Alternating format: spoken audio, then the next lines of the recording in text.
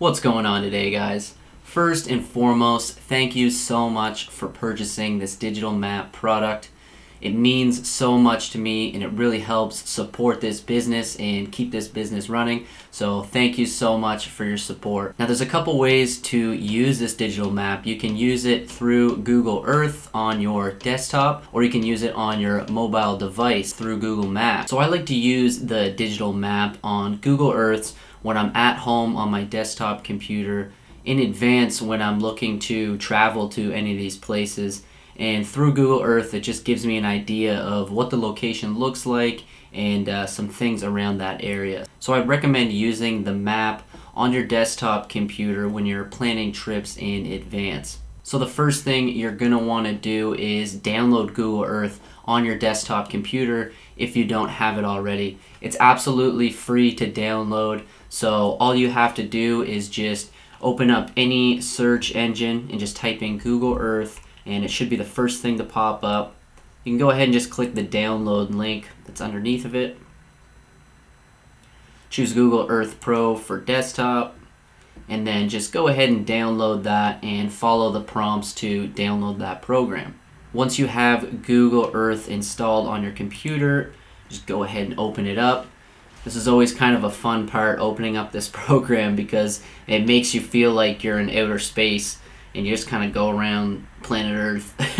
I don't know, it's always just so fun opening it up. Anyways, so to actually get the map in there, it's really easy. All you have to do is select File, Import, and then just navigate to the KMZ file that was included in your downloaded folder. If nothing shows up, just go ahead and navigate here, choose all files, and you're going to want to select the New Brunswick Scenic Locations KMZ file that was included in your guys' folder. And then as you can see, it will just kind of navigate nicely over top of New Brunswick, and you can see all the locations that are included in the map. So over on the left hand side here, we have a legend that helps us toggle all of the icons or all the locations on and off. So I set up the map this way because it's super handy. If, let's just say, you want to just see waterfalls, you can toggle all of these off and you would just show the MB waterfalls. And as you can see on the map here, you're just getting the waterfall icons. So you can go ahead and just toggle all the locations on and off to whatever your preferences are or whatever you want to explore or check out.